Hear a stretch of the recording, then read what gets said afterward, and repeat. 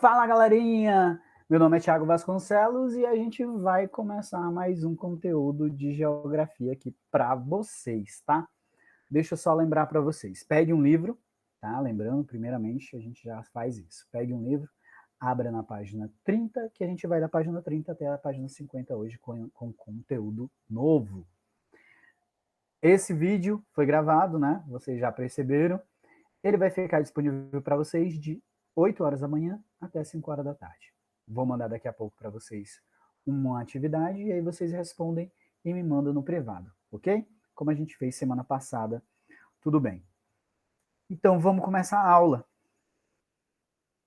Vou começar aqui, deixa eu compartilhar. Deixa eu ver se está dando certo. Acho que foi. Foi. Então vamos lá. Deixa eu só apertar aqui a apresentação e a gente vai começar agora. Deixa eu só ocultar aqui. Deixa eu só ver aqui que horas é mais ou menos, que é para a gente terminar na hora, no horário certo. No horário certo aqui para vocês. Tá bom? Acho que foi. Tudo bonitinho? Pois pronto. Então a gente vai falar hoje sobre regionalização e domínios morfoclimáticos no Brasil. Tá bom? Essa é a nossa segunda atividade e a gente vai começar agora. E aí, vamos lá, o Brasil é dividido em 5 grandes regiões. E aí, essa divisão regional que eu estou mostrando para vocês, que está na página 30, ela é a oficial e ela começou em 1988, tá bom? E aí dividiram o Brasil em 5 grandes regiões. Região Norte, que pega aí essa parte verde que vai do Acre até o Tocantins. Região Nordeste, essa parte laranja do Maranhão até a Bahia. Região Centro-Oeste, né, pegando os 3 estados mais o Distrito Federal. Região Sudeste, pegando aí esses 4 estados da região Sudeste, e a região Sul pegando os 3 estados. Só lembrando que a região Nordeste ela contém 9 estados e a região Norte é a que contém 7 estados. A região Norte é a região maior do território brasileiro. Mas também existe duas não oficiais, né? Essa é a nossa regionalização, as 5 regiões oficiais. Temos 2 não oficiais que está na página 31 de vocês, que é as macro-regiões geoeconômicas, que divide o Brasil em 4. Amazônico, tá? Divide Nordeste e Centro-Sul. O Centro-Sul aí pega, e aí como vocês estão vendo aí, todo mundo está na página 31, pega aí os estados da região Sul, Sudeste e pega a região aí Centro-Oeste, que adentra e fazem uma única região, tá? É dividido somente em 3. E aí a gente tem a divisão que Milton Santos, o grande geógrafo Milton Santos, né, o pai da geografia crítica, colocou em 1999, dividido o Brasil em 4, não somente em 3 e não somente em 5, mas em 4, colocando aí a região amazônica, coloca a região Nordeste, o Centro-Oeste e a região concentrada, pegando aí a região Sudeste e a região Sul. Quer saber mais um pouquinho sobre isso? Lê a página 30 e 31 que vocês vão adentrar um pouco mais sobre esse conteúdo, tá bom? Então vamos prosseguir, vamos lá, vamos prosseguir, que a aula aqui está só começando. E aí a gente vai falar sobre os domínios morfoclimáticos do Brasil. E aí vocês já vão para a página 32, tá? A página 32 já começa aí. E aí eu trago para vocês as regiões de domínios morfoclimáticos do Brasil. Temos o Amazônico, essa parte rosa, temos a Caatinga, Cerrado, mares de morro, né, pegando praticamente todo o litoral brasileiro. Temos as matas das araucárias, aqui os pampas, esse rosinho aqui no sul do Rio Grande do Sul, é os pampas gaúcho, tchê. E aí não mostra, né? Mas essas partes cinzas são zonas de transição, né? E aí aqui tá, em boa parte do Maranhão, tá a Mata dos Cocais, e aqui pegando o sul do Mato Grosso e o norte do Mato Grosso do Sul, Pantanal Mato-Grossense. E a gente vai falar um pouquinho delas agora. Domínios amazônicos. E aí eu trago para vocês a característica do domínio amazônico, né? São terras baixas, a floresta é de grande porte, são árvores de 30, 40, 50 metros de altitude. A vegetação latifoliada. Tiago, então o que é essa vegetação latifoliada? Gente, se eu tenho uma vegetação, se eu tenho uma floresta alta, então essa vegetação vai ser latifoliada. O que seriam? São folhas grandes, né? São folhas largas dessa vegetação, tá? E perene, são vegetações que não perdem as folhas, não perdem, como acontece na caatinga, tá? Heterogênea, são vários tipos de planta, não só de planta, mas também de animal. Ela é densa, né? Bastante difícil você adentrar na floresta amazônica e tem uma hidrografia bastante rica, né? Que corta aí os grandes principais rios do Brasil, que corta a Mata Atlântica, que tem essa característica principalmente, tá bom? E aí eu falo para vocês que esse domínio, ele é típico, principalmente a Mata Atlântica, Amazônica, desculpa, ela tem 5 milhões, desculpa, de metros quadrados. Tá? Ela pega aí 8 grandes países, Bolívia, Colômbia, tá? Equador, Guiana, aí vem Guiana, Guiana Francesa, Suriname, tá? Venezuela, e é a maior floresta tropical, desculpa, tropical não, equatorial do mundo. Que tropical, Thiago? Tá doido? Equatorial do mundo, tá bom, gente? E vamos lá, passamos aí para esse próximo slide. Mas a floresta amazônica, né? Ela é dividida em 3 grandes matas, tá? A mata de Igapó, que é a mata que é mais próximo aos rios, né? Que ela se encontra debaixo d'água durante o ano todo, né? Temos a mata de várzea, que está nessa parte de transição, nos períodos chuvosos, a água cobre essa mata, cobre ou fica ali praticamente coberta, e no período da estiagem, elas ficam à mostra. E aí, a grande parte da Amazônia, ela é das terras, das matas de terra firme, que é composta por grande parte da floresta amazônica, dessa biota tão importante que é a Mata Amazônica. Estou na minha cabeça a Mata Atlântica aqui, não sei porquê. Os impactos ambientais. Quais são os impactos ambientais sofridos por essa biota? Vamos lá, queimadas. E aí eu trago para vocês essa primeira imagem. Queimadas, típico dessa região. Né? Extrativismo mineral e vegetal. E aí, retirada de espécies de plantas para exportação. Né?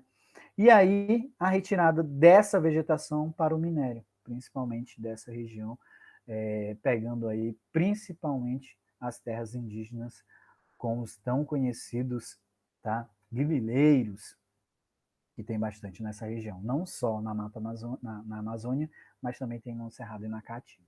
Esses grileiros tão importantes, vamos dizer assim, para esse desmatamento. E aí temos a expansão da agropecuária. E aí eu coloco aqui para vocês essa imagem do meio. Tiago, por que a agropecuária? Gente, quando se começou a explorar a região norte, pensou que a Mata Atlântica, a Mata Amazônica, eu quero colocar a Mata Atlântica, a Mata Amazônica era bastante rica. Pensou que o solo era bastante rico. Então se retiravam a floresta e começaram a tentar colocar plantio, né? Arroz, feijão, soja. E aí viram, os grandes produtores, viram que esse solo era bastante pobre. Né? Quando se tira a vegetação dessa região, esse solo ele empobrece. Então não tem como a agricultura se estender nessa região. E aí sai a agricultura e entra a pecuária. O que seria a pecuária são as grandes fazendas de gado nessa região. E o crescimento populacional. Quando eu falo crescimento populacional, eu falo dos centros urbanos. Tá? Quanto mais esses centros urbanos crescem, mais eles desmatam as áreas ribeirinhas, né? As áreas ao entorno dessa cidade. E aí, principalmente, com isso, aí eu vou ter a poluição de rios e a poluição das matas também, né? Com esgoto que que é jogado sem tratamento nenhum nesses rios, principalmente. E aí eu coloquei aí para o último para vocês sobre a biopirataria. Mas o que seria essa biopirataria? Nada mais é como a retirada de animais silvestres, né, por pirata, vamos se colocar assim, por traficantes. Eles pegam esse animal silvestre e eles exportam, principalmente para a Europa, a Ásia e os Estados Unidos, tá bom? Então tem essa característica muito importante, esses impactos muito importantes da floresta amazônica, desse biota tão importante para os brasileiros.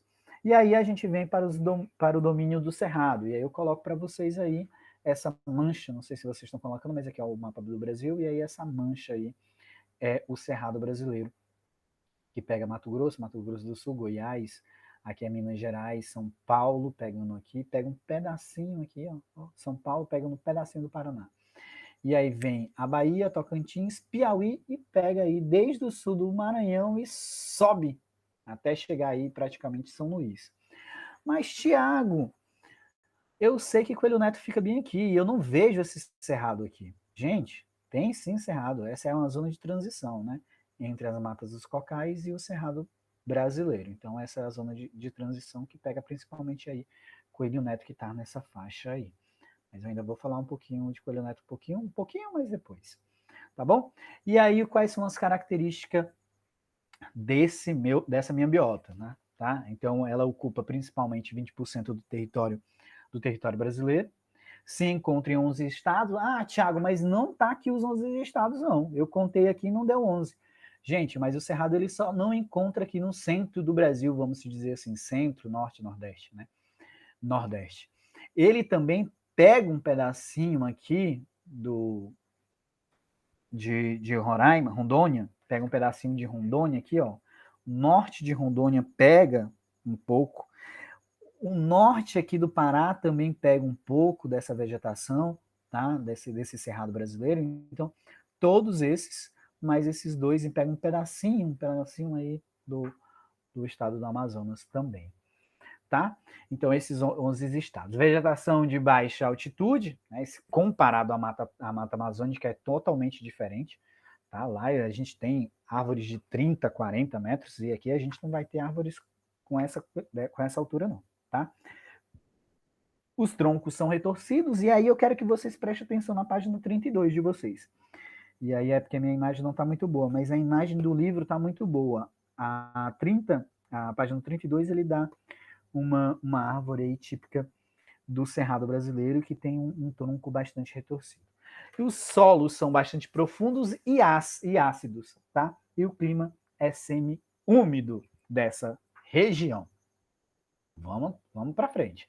Os impactos ambientais sofridos por esse biota. E aí eu venho desmatamento, onde eu coloco essa primeira imagem para vocês, tá? Onde você, nessa primeira imagem, você não vê nenhuma área verde, você não vê nenhuma floresta, você não vê nada, você simplesmente vê um campo de soja. Você só vê soja. Daqui de baixo até em cima você só vê soja. Eu não consigo enxergar mais outra forma, outra paisagem se não ser essa soja. Nessa segunda imagem também, provavelmente, não tenho certeza, mas provavelmente seria um plantio de soja. E aí a gente tem algumas ilhinhas aqui, ó. Aqui tem uma ilha, aqui também tem outra, algumas ilhazinhas de mata. Provavelmente, não sei também dizer para vocês se é mata nativa ou não, mas provavelmente não é mata nativa, tá? E aí, esse outro impacto para vocês, que é as queimadas dessa grande vegetação.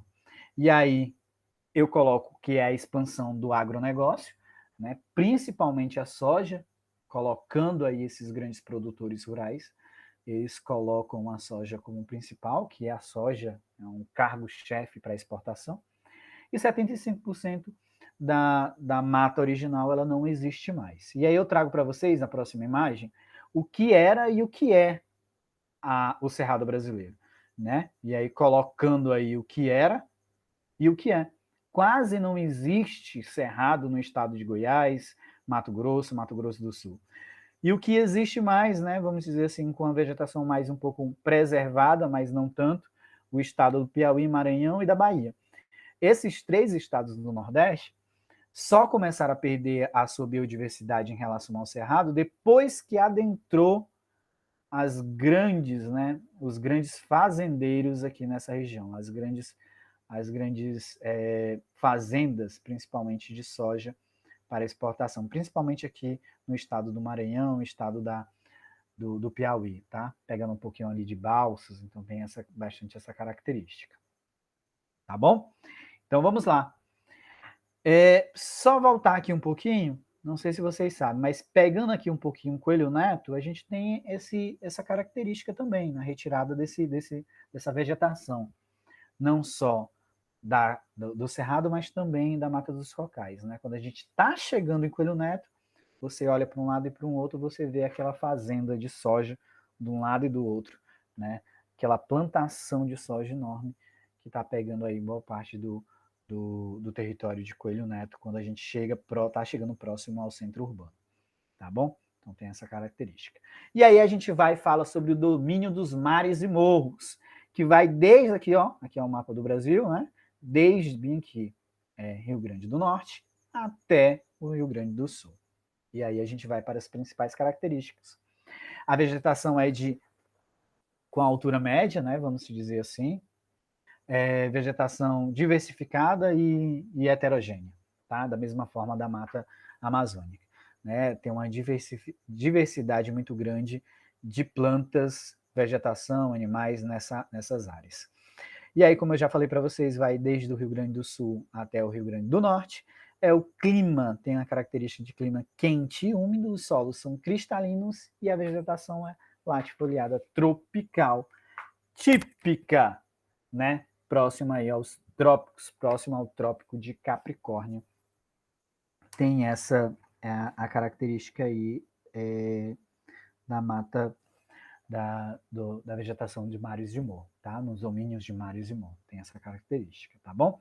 E aí eu trouxe para vocês essa imagem aí, do sul de São Paulo, tá? Onde você vê que é um relevo acidentado, onde você vê que tem uma vegetação nativa, principalmente nos vales, né? Onde aqui esse morro, aqui esse outro morro, essa parte mais de baixo se denomina o nome de vale. Então você vê que nesses vales há uma predominância de vegetação nativa, onde que dá aqui para ver é praticamente isso. Então, nos vales tem essa predominância de mata nativa, que é o que resta dos 5% do domínio de mares de morro. Eu coloquei aqui 95%? Não, deixa eu ver aqui, eu acho que é um pouquinho mais para cá. É isso mesmo, os impactos ambientais. 95% da mata da sua vegetação nativa já foi desmatada, só resta 5% da original. E aí, Tiago, o que foi? Aí vocês devem me perguntar o que foi, qual foi os principais causadores disso?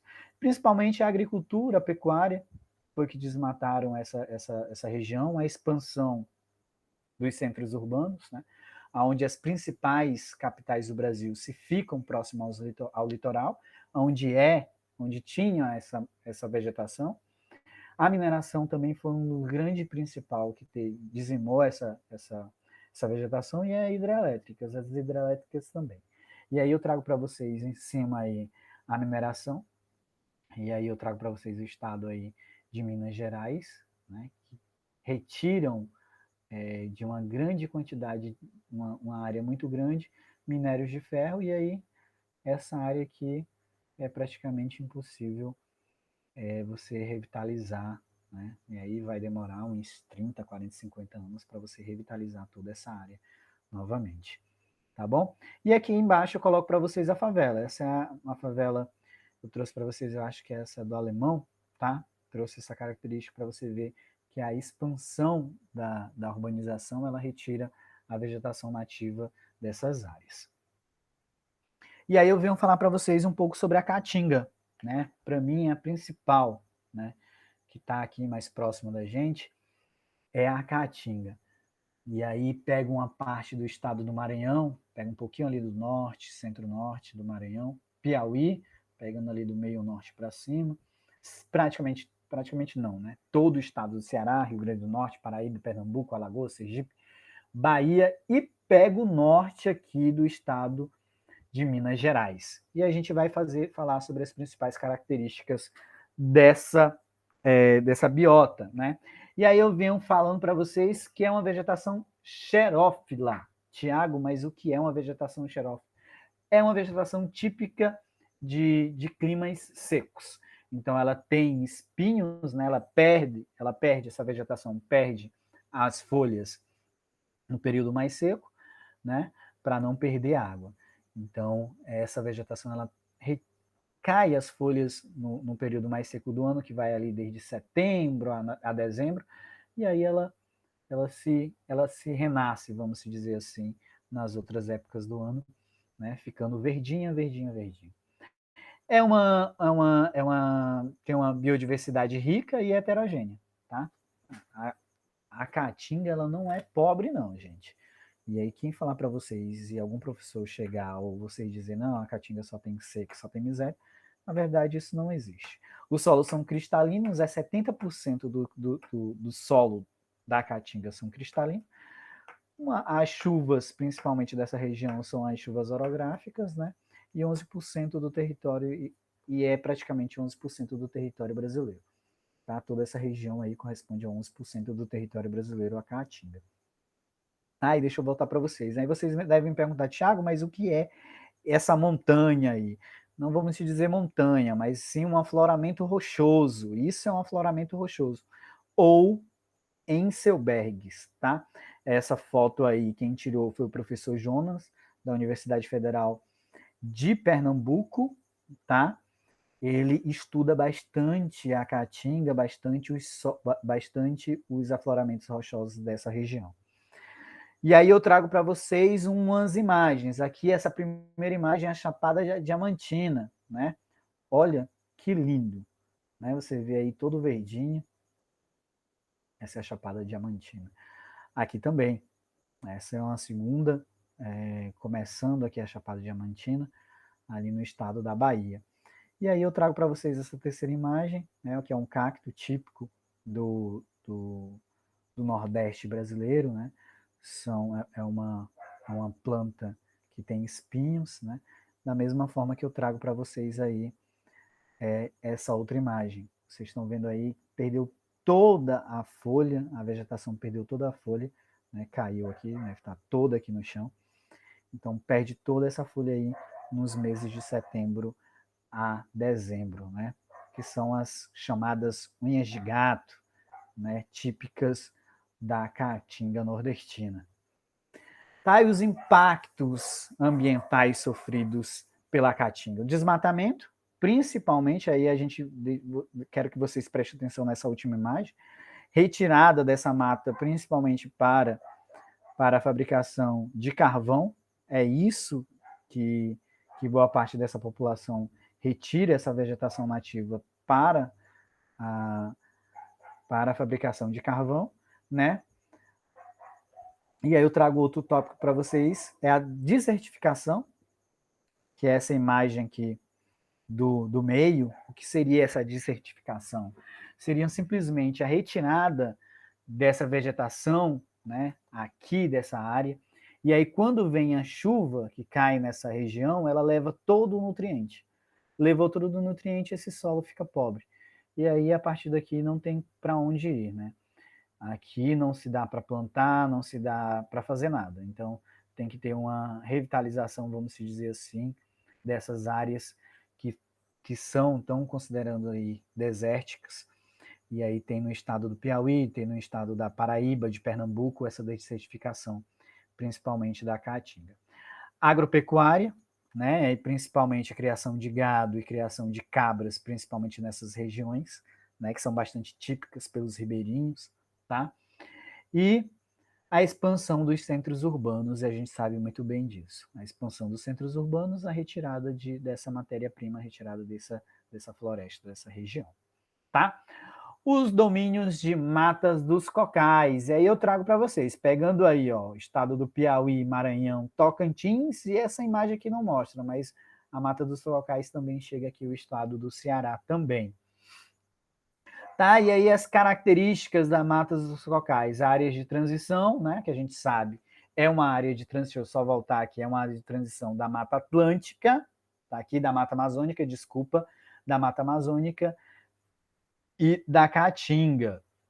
Então, é essa área de transição entre uma e outra. Então, vai ter, nessa área de transição, vai ter Caatinga, vai ter Mata dos Cocais, vai ter junto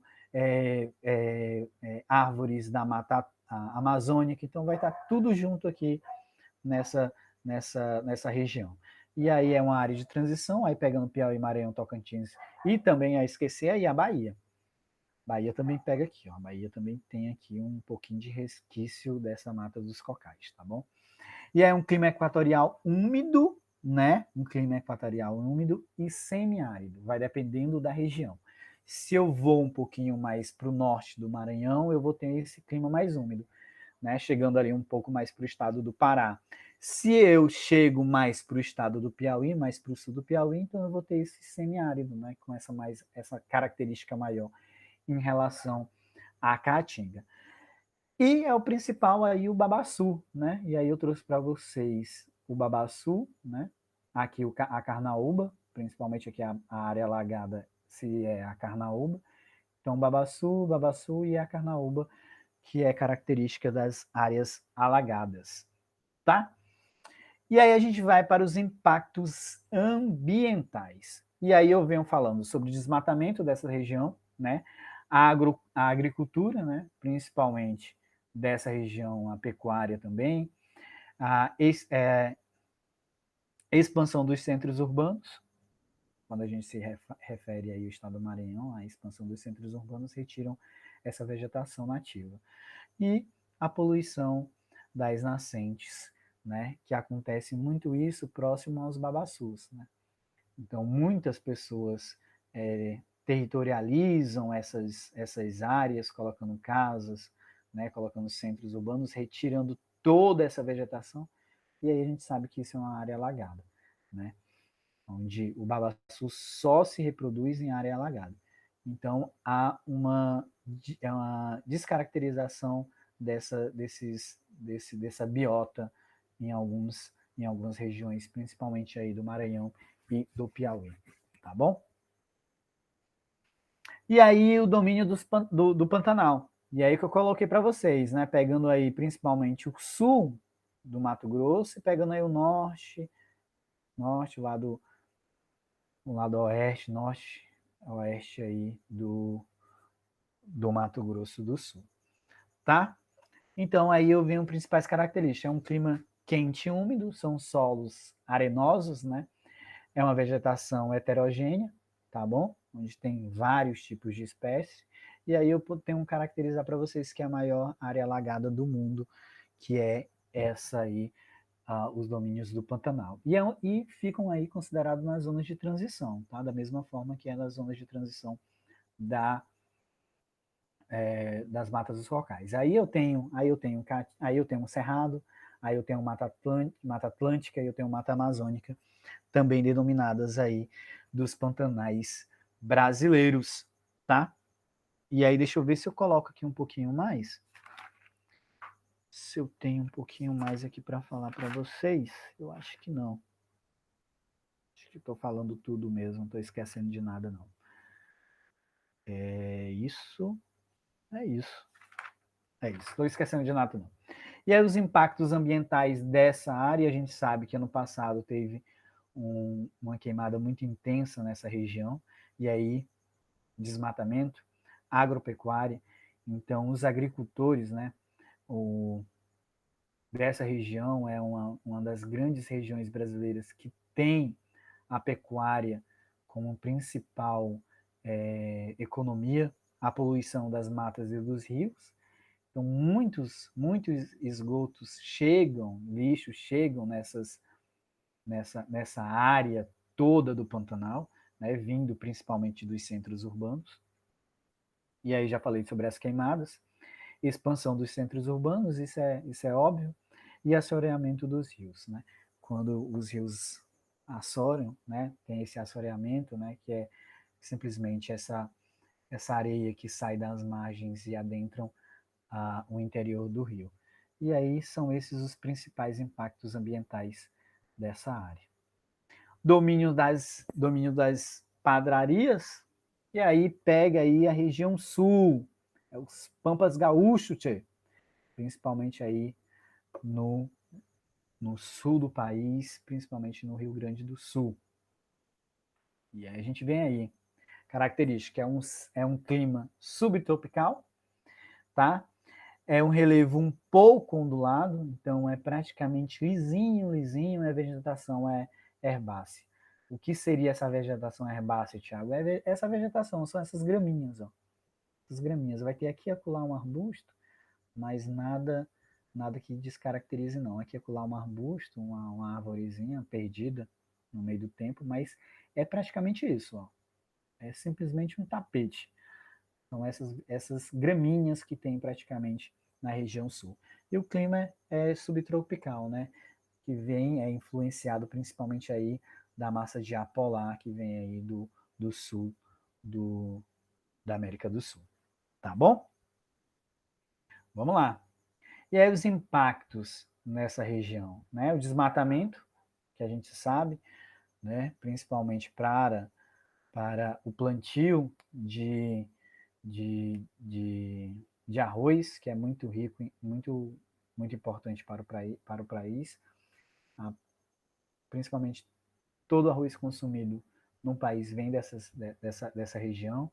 A agropecuária, agricultura, o processo erosivo, né? Você retira a vegetação dessa, dessa área e começa ó, vocês estão vendo aí, ó, começando essa vossoroca, né? Então, chove, o material sai, né? As areias vão para a parte mais baixa e aí começa esse assoreamento dessa região. E aí, posteriormente, uma desertificação dessas áreas, se não for bem tratada ao longo do tempo. Ok? Vamos lá, domínios das araucárias, pegando aí a região sul novamente, mas pegando aí o Paraná, Santa Catarina e um pedaço aí do Rio Grande do Sul. E aí as características é um clima subtropical, tá? Relevo de planaltos e chapadas, tem essa característica principalmente na região de Santa Catarina, né, do estado de Santa Catarina, que é um pouquinho mais elevado. A floresta é homogênea. Vamos prestar um pouco atenção. Todas as florestas que eu falei até então, elas são heterogêneas, compostas de mais de uma. Já essa não, tá? São as araucárias, é composta somente de uma, tá? Que é o pinheiro, que é esse grandão aí que você está vendo.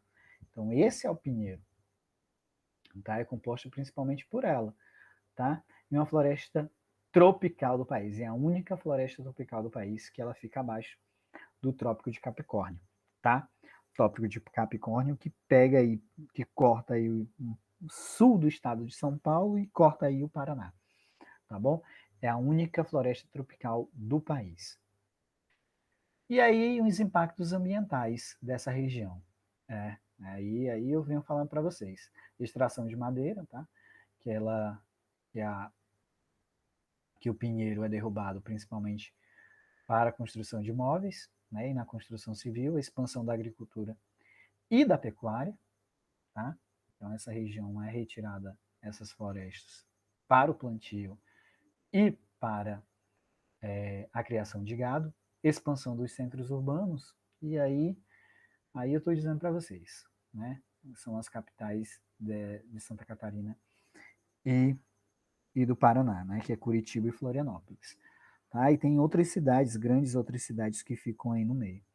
Tá? E as queimadas são essas quatro as principais impactos, vamos dizer assim, que sofrem essa biota no sul do país. E aí essa região é composta pela chamada terra roxa, né, que é em relação ao plantio de café, bastante rico, principalmente ali no estado de São Paulo, tá bom? Também tem esse plantio aí de café nessa região. E aí a gente vai aí para a distribuição da população brasileira, que eu quero que vocês vão aí para a página 44. E aí a gente fala sobre a distribuição da população brasileira. Eu trouxe para vocês nesse mapa a distribuição da população brasileira, que está descrito aí lá em cima. Eu não coloquei a fonte, né? Mas a fonte aí é do Google, que eu peguei essa imagem do Google, tá? E aí eu quero que vocês vejam esses pontinhos mais para vermelho, para laranja, aonde vocês veem que é praticamente o litoral do Brasil, né? É praticamente o litoral do Brasil onde a população brasileira é mais presente. O interior do Brasil ela não é tão presente. Então o país ele é populoso, porém pouco povoado. O que seria isso, Tiago? O Brasil ele tem hoje praticamente 220, né, 210, 220 milhões de habitantes. Porém, a maior parte da população do Brasil, ela se encontra próximo ao Atlântico, tá? Ó, Nordeste é praticamente aqui, né? Aí vocês veem as capitais de Rio Grande do Norte, Paraíba, Pernambuco, Alagoas, Sergipe e a Bahia, todas estão no litoral, né? Também aqui no estado do Ceará, também está no litoral a capital do Maranhão. Daqui, a única capital que não está no litoral é o quê? É Teresina. O resto, toda essa população, né, ela se encontra no litoral. E aí não é para menos em relação ao sul do país. Quando eu falo sul, pegando a região sudeste e sul. Principalmente só retirando Minas Gerais, mas Espírito Santo, Rio de Janeiro e a cidade de São Paulo não é, mas que é a capital é em São Paulo, mas Santos, que tem aqui, ó, que é aqui, também é no litoral. Então, boa parte da população do Brasil, ela se encontra próximo ao mar, né? Nessa faixa de terra que vai desde o estado do Maranhão até o estado do Rio Grande do Sul. E o nosso interior, ele é pouco povoado, né? Aqui ele é pouco explorado, vamos se dizer assim. E aí a gente tem algumas faixas dessa população, principalmente aqui, ó, onde vocês estão vendo, onde eu estou passando o mouse, é a capital do Amazonas, Manaus. E aqui a gente tem Acre, Rio Branco, tá? E aqui tem Belém do Pará também aqui, que não é no litoral, e tem aqui Amapá também essa característica, esses nichos. Mas você vê que praticamente todo o interior do Brasil ele é pouco povoado em relação ao litoral. Isso aconteceu por conta desde a colonização do território brasileiro, né? Onde a colonização do território brasileiro ela se fixou principalmente no litoral e anos depois, com os bandeirantes saindo principalmente de São Paulo, saindo de Salvador e Recife, adentrando o território brasileiro atrás principalmente de especiarias, né, drogas do sertão, e de escravos nessa população.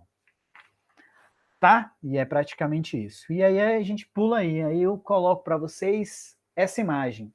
Fecundidade, evolução da taxa de fecundidade do Brasil.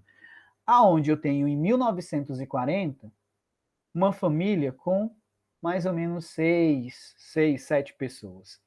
E eu tenho, principalmente agora em 2010, uma família composta por 1 e 2 membros, né? Dois membros, a mãe, o pai, no máximo 3. Então, o que seria? O porquê que em 1940 as famílias eram compostas por 6, 7 familiares e agora, Tiago, porque agora está caindo a partir de 1970. Eu quero colocar um pouquinho para vocês, falar um pouco de história. De 1940 a 1960, o Brasil, né, era extremamente rural, né? Então, boa parte da população brasileira ela estava no campo, não estava na cidade. Tá? Então, o que é que acontece? Se eu moro no campo, eu vou precisar de uma maior quantidade de pessoas na minha família para cuidar dessa minha terra. Então, se eu moro no campo, eu vou precisar de mais pessoas para plantar e para colher. Então, por conta disso, um dos pontos era esse. Então, se tem uma maior quantidade de pessoas na família, para que cuide do campo. A partir de 1970, né, 960, 70, essa população que vivia no campo, ela se transfere para os centros urbanos, tá? Principalmente ali São Paulo, Rio de Janeiro, então os grandes centros urbanos do Brasil. Se eu saio da minha zona rural e vou para o meu centro urbano, eu não preciso de uma quantidade de pessoa, não preciso de uma família tão grande. Por quê? Porque eu vou trabalhar em fábricas. Eu não vou trabalhar mais no campo, tá? Eu vejo também que a dificuldade da zona urbana é bem maior do que a zona rural. Por quê? Na minha zona urbana, eu tenho deslocamento, então eu vou gastar mais com deslocamento, eu vou gastar mais com compras de alimento, porque aqui eu plantava, aqui eu vou comprar. Aqui eu não tenho como eu plantar arroz, feijão nos centros urbanos, então eu vou ter que comprar. Então é bem mais difícil eu manter uma família de 8 pessoas no meu centro urbano do que minha zona rural. E aí o que foi que aconteceu também? A mulher ela começa a adentrar no mercado de trabalho, tá? Os métodos conceptivos começam a ser mais presentes. A medicina ela avança mais, então os métodos conceptivos ele começa também a partir daqui. Camisinha, pílula do dia seguinte. Então isso faz com que a mulher ela simplesmente pare de ficar somente em casa e ela vai para o mercado de trabalho. Então ela está querendo uma melhor qualidade de vida. Ela não quer somente cuidar da casa, ela simplesmente quer ganhar o dinheiro dela e não depender de homem nenhum. Então foi essa, de uma forma geral, esse é um dos motivos que essa minha taxa de fecundidade no Brasil ela está de 6,16 em 1940, em 2010 ela está de 1,2, 2 por família, tá? Então, a partir daqui, um casal que se casam recentemente, eles preferem hoje adotar um cachorro do que simplesmente ter um filho. Porque é bem mais caro você ter um filho do que um cachorro, né? Vamos se dizer assim, tá? Eu preciso pagar escola para esse aluno, para esse filho, eu preciso transporte para levar esse meu filho para a escola. Os preços das coisas são muito mais caros nos centros urbanos. Essa mulher ela quer simplesmente uma carreira primeiro, depois que ela quer casar, que ela quer ter filho, ela pode até casar, mas ela simplesmente quer uma carreira bem sucedida para depois ela ter um filho. Então, esses são os principais causas dessa taxa de fecundidade cair tanto no território brasileiro desde 1940 até 2010. E aí eu venho e coloco para vocês sobre a pirâmide populacional distribuída. Essa daí é distribuída por sexo, né? De 1950 a 2020. Essa aqui é o Brasil aí de 1940, vamos se dizer assim, tá? 1940, onde eu tenho uma base dessa minha pirâmide composta principalmente por jovens, homens e mulheres. Mas eu vejo, estou mostrando para vocês que a minha base é bem mais jovem. Aqui são jovens. Quanto mais eu vou envelhecendo, essa minha pirâmide ela vai estreitando, tá? Até chegar aqui à parte superior.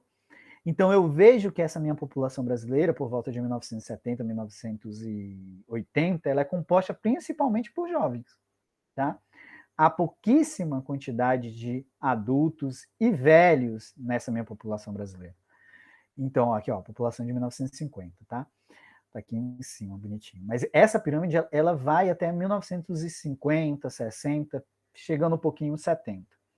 E aí ela muda um pouco, tá? Essa minha pirâmide, ela simplesmente começa a aumentar aqui, ó. A quantidade de jovens ainda é considerada um pouco grande, mas a minha população ela começa a envelhecer, tá? Essa minha população de brasileiros ela começa a envelhecer. Eu tenho ainda tenho uma grande quantidade de pessoas mais jovens, mas eu tô vendo que a quantidade de pessoas mais velhas ela tende a aumentar. E aí temos aí uma pirâmide de 2020. Ela não está assim completamente não, tá? Eu tenho ainda essa pirâmide, ela está um pouquinho errada, vamos dizer assim. Mas hoje a população brasileira, ela está praticamente isso. Eu tenho uma quantidade de jovens menores, né? Uma quantidade de adultos bem maior quando a gente se compara a essa primeira pirâmide, e a quantidade de pessoas mais de idade ela é bem maior do que essa primeira imagem, do que essa segunda imagem. Por quê? Aí eu falo para vocês, o, o, as pessoas mais velhas, elas tendem a envelhecer melhor, com mais qualidade de vida. Então, se eu tenho um investimento, né, se eu tenho um melhoramento da minha tecnologia, se eu tenho um melhoramento da minha saúde, simplesmente a medicina ela simplesmente melhora a condição de vida desses adultos e desses idosos, então eles vão ficar bem, vão viver bem mais, vão viver bem mais do que essa minha primeira pirâmide. E aí o que é que acontece? Aí volta um pouco aqui essa imagem. Aqui eu tinha 6 pessoas por família, agora eu só tenho 2. Tá? E aqui tem essa característica. Tá? Uma família aqui, nessa pirâmide de 2020, ela vai ter poucos filhos. E aí, por ter poucos filhos, ela vai ter bem mais adultos, então vai nascer bem menos jovens, né? E eu vou começar a ter uma quantidade bem maior de velhos do que jovens. Então, eu começo a identificar que o Brasil ele fica mais velho, né? Aqui eu tenho um Brasil jovem, aqui eu começo a ter um Brasil, né, adulto, vamos dizer assim, e aqui eu começo a enxergar o Brasil mais idoso, tá? Com essas características. Por isso que vem, desde 1940, né, com a taxa de fecundidade, tá? Com a mulher no mercado de trabalho, com a mulher simplesmente não querendo somente cuidar de casa, mas ter uma carreira de qualidade, ter uma melhor carreira, não só pensar na família, né? Ela quer uma família, mas simplesmente ela prioriza, tá? A, a sua carreira profissional. Eu tenho mulheres aqui chegando na universidade. Aqui eu não tenho mulheres chegando na universidade. Pouquíssimas chegam aqui. Então aqui eu tenho uma maior quantidade de mulheres chegando à universidade, tá? E aí por isso que tem essa transformação dessa pirâmide brasileira, que vai desde 1950 até os dias atuais. Tiago, terminou aqui? Não, essa pirâmide vai daqui a 30, 40 anos modificar.